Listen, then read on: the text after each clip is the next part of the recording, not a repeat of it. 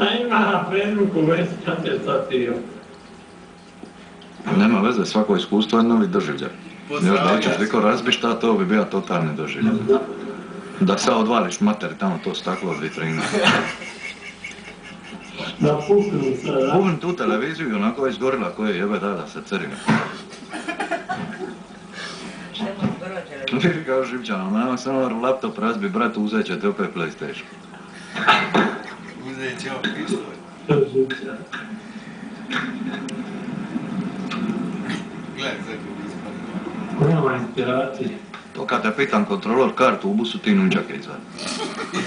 Evo samo se bude izvadi. Ne treba tu, samo izvadiš. Evo moja karta. Hoćeš je prikontrolira valjali. Nasto.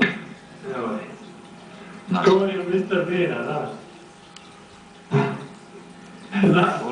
Na olovke kaj je uđak vadio.